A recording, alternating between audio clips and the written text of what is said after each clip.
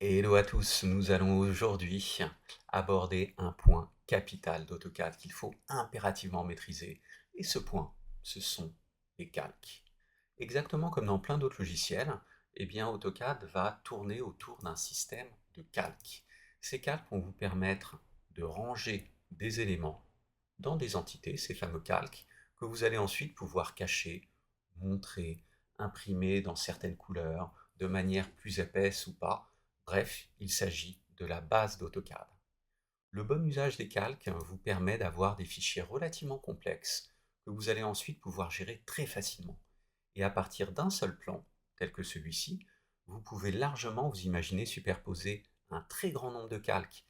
L'électricité, la menuiserie, le sol, les cotations, les textes, et pouvoir ensuite les cacher, les afficher, les imprimer, simplement en quelques clics. Alors allons-y, découvrons les calques sur AutoCAD et vous allez voir qu'ils seront démystifiés en quelques minutes et surtout, vous saurez exactement quelles sont les choses à faire ou à ne pas faire. Alors il est maintenant temps de découvrir le gestionnaire de calque. Comme je l'ai dit, il est capital pour le bon usage du logiciel. Eh bien, ce gestionnaire de calque apparaît à partir du moment où vous cliquez sur Propriétés des calques, qui se trouve ici. Sur l'interface Mac, votre gestionnaire de calque se trouvera naturellement sur la droite. Vous voyez ici toute la liste des calques qui ont déjà été créés et que j'ai créés pour ce fichier. De votre côté, de base, quand vous allez créer un nouveau fichier, vous n'aurez que le calque 0 qui sera affiché. Un calque que vous ne pouvez pas modifier, que vous ne pouvez pas supprimer. Je vous conseille donc de ne pas vous en servir et de créer tous les calques dont vous allez, d'une manière ou d'une autre, vous servir dans votre dessin.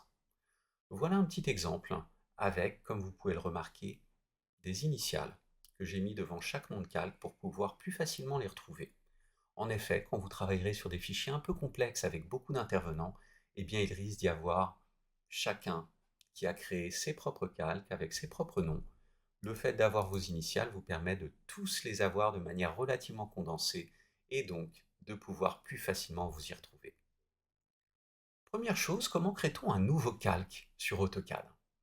C'est très simple, c'est ce petit icône, le raccourci étant Alt-N.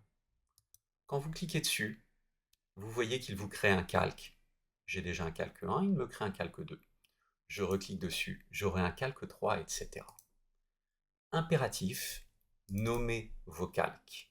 Et pour les nommer, vous avez juste à cliquer 2 fois sur le nom afin ensuite de pouvoir modifier ce nom en fonction de ce que vous avez à faire. Si un calque est vide, vous pouvez dans ce cas-là le supprimer en faisant un clic droit sur le nom du calque et en cliquant sur supprimer. Simplement, comme vous le voyez, hein, il y a certaines limitations du logiciel. Certains calques ne peuvent pas être supprimés. Le calque 0, dont je vous ai parlé tout à l'heure, le calque DevPoint, qui apparaîtra à un moment ou à un autre, qui ne s'imprime pas en plus, pas la peine de l'utiliser. Le calque courant ne peut pas être supprimé, c'est pour ça qu'il n'a pas voulu le modifier tout de suite. Et à partir du moment où votre calque n'est pas vide, eh bien vous ne pourrez pas non plus le supprimer pour éviter de perdre des données. Alors allons-y. Mon calque 1 ne me sert à rien. Clic droit, supprimer le calque, et vous voyez qu'il vient tout juste d'être supprimé. C'est aussi simple que ça. Vous cliquez sur cette icône, ça crée un nouveau calque. Vous le renommez en cliquant dessus ou en faisant un clic droit, renommer le calque. Vous pouvez les supprimer s'ils sont vides, s'il ne s'agit pas du calque 0 ou du calque DevPoint. Maintenant, ces calques, ils ont tous des propriétés que vous voyez ici. La première étant son état. Et ça, c'est quelque chose de capital. Il y a 2 états principaux. L'état actif et l'état inactif. L'état actif, c'est quand vous avez un petit V, une petite coche devant le nom du calque. Eh bien, ça veut dire que si vous dessinez un élément, une ligne, une cote, un texte, à peu près n'importe quoi, eh bien cet élément va venir dans le calque qui est actif. Et cet élément sera de la couleur du calque. En effet, il est impératif de prendre et de choisir des couleurs différentes pour tous les éléments que vous allez avoir et pour tous vos calques. Petite démonstration. Je double-clique sur le nom MBMur pour transformer ce calque en calque actif. J'ai bien la petite coche. La couleur de ce calque est rouge. Si je rajoute un élément, eh bien comme vous le voyez, il est en rouge et je peux valider le fait que l'élément soit dans le bon calque. Si je double-clique sur un autre calque pour le rendre actif et que je dessine un élément, comme vous le voyez, cet élément prendra la couleur de notre calque. C'est le seul moyen, ou en tout cas le plus pratique, de vérifier que les éléments soient dessinés dans les bons calques. Et c'est capital, puisque si vous avez envie de coter votre dessin, vous le mettrez sur un calque-cote. Mais à un moment, vous pouvez vouloir l'imprimer sans les cotes. Vous pourrez donc cacher ce calque grâce à l'icône actif. Comme vous le voyez ici, vous allez pouvoir très facilement, en cliquant sur le petit bulbe de l'ampoule, cacher des éléments, les montrer pour pouvoir plus facilement imprimer un document qui corresponde à sa finalité. Maintenant, nous avons d'autres propriétés pour les différents calques. Comme vous l'avez compris, l'état va nous indiquer quel est le calque actif et quels sont les calques inactifs. Le nom va nous permettre de nous y retrouver et de pouvoir hiérarchiser correctement notre dessin. L'état actif va nous permettre très facilement de cacher ou de montrer des éléments. Attention, le calque actif ne pourra pas être caché. C'est relativement dangereux. S'il est caché, vous dessinerez des éléments que vous ne verrez pas. Je vous conseille donc de ne pas le cacher. Par contre, en plus des calques actifs ou inactifs, vous allez pouvoir les geler.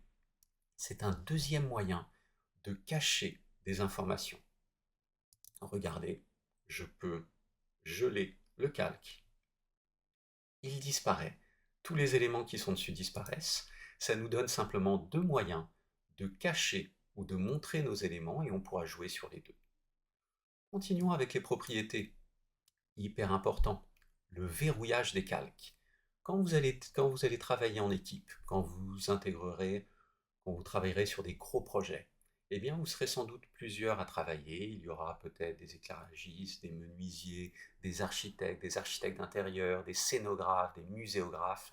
Eh bien, quand vous aurez un fichier qui est validé, définitif, avec des calques par exemple d'éclairage qui sont placés, eh bien vous n'aurez pas envie de les supprimer par inadvertance, de les déplacer par inadvertance ou de faire des erreurs sur un calque qui vous appartient ou qui ne vous appartient pas. Prenons par exemple les cotes. Si je considère qu'elles sont figées et que je n'ai pas envie qu'elles soient modifiées par quelqu'un d'autre, eh bien je peux simplement verrouiller le calque et comme vous le voyez, à partir de maintenant, eh bien les cotations sont affichées en grisé et je peux sélectionner les éléments, mais je ne peux pas interagir avec. Je ne peux ni les supprimer, ni les déplacer, ni les modifier de quelque manière que ce soit. Donc ici, le calque de verrouillage est très très utile et va nous permettre donc de sécuriser un calque ou pas. Si nous continuons dans la découverte des propriétés des calques, nous pouvons définir des calques qui seront imprimés ou pas imprimés. Ça va vous permettre par exemple de tracer des axes, de tracer des lignes, simplement de construction que vous ne voulez pas voir dans la finalité de vos documents. Et bien dans ce cas-là, simplement en cliquant sur tracer, vous allez pouvoir désactiver le fait qu'un calque puisse être imprimable ou pas imprimable. De base, il y a le calque DevPoint qui sera créé très très vite après le 0, il est créé automatiquement, qui sera naturellement non imprimable. Continuons. Ici, nous avons les couleurs que nous avons assignées à nos calques. La finalité, c'est bien sûr d'imprimer quelque chose en noir et blanc. Mais par contre, à partir du moment où vous allez devoir vous y retrouver dans une multitude de calques, ici j'en ai quelques-uns, mais je pourrais en avoir beaucoup plus, eh bien il faut impérativement que vous ayez des couleurs différentes pour chaque calque. Pour ça, c'est très simple, vous cliquez sur le petit icône coloré, vous choisissez la couleur du calque au niveau de son affichage, et vous voyez que la couleur ici a changé. Et si je double-clique sur DevPoint pour le rendre commun, courant, eh bien, mes prochains traits auront la couleur de ce calque, ce qui me permettra de valider que je les ai mis, ces éléments, dans le bon calque. Nous allons ensuite continuer un petit peu avec les dernières propriétés, et vous allez voir que très vite, nous aurons fait le tour. Le type de ligne. Est-ce que quand je trace une ligne dans ce calque, cette ligne est continue? Est-ce que cette ligne va être composée de pointillés? Est-ce que ça va être plutôt de l'isolant? En gros, vous allez non pas avoir une ligne droite, mais peut-être une ligne interrompue, des traits points, en fonction de ce que vous voulez représenter. Il y a des conventions de dessin, nous les verrons dans une prochaine vidéo, mais sachez que par exemple les éléments cachés ou qui se trouvent au-dessus de nous, ou qu'on veut montrer même s'ils sont derrière un autre élément, eh bien nous les représenterons en pointillés.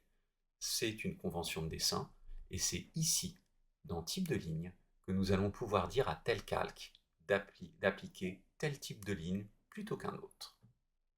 Ensuite, le gel dans les fenêtres. Ce gel dans les fenêtres, pour le moment, il est caduc. Nous n'avons pas vraiment besoin d'en discuter pour une raison très simple, c'est que nous l'aborderons à partir du moment où nous travaillerons sur les présentations et sur la mise en page de nos documents. Pour le moment, pas la peine d'y toucher. Alors donc, un résumé très rapide pour finaliser cette vidéo qui est très importante. Le gestionnaire de calque est accessible depuis cette icône. Vous affiche les différents calques que vous avez dans votre document. De base, vous n'avez que le calque 0. Ce gestionnaire de calque, vous pouvez le déplacer, vous pouvez le docker, vous pouvez lui demander d'être naturellement caché, à part quand on passe la souris devant. Vous créerez des nouveaux calques en cliquant sur cette icône ou en tapant Alt-N. Je vous conseille fortement de nommer tous vos calques avec des initiales au début qui vont vous permettre d'avoir un état condensé de vos calques. Et à partir de là, c'est très simple. Vous double-cliquez sur un calque, ça devient votre calque actif. Tous les nouveaux éléments que vous allez rajouter seront sur ce calque. Vous allez pouvoir cacher ou montrer des calques afin de pouvoir travailler de manière plus efficace et plus ergonomique.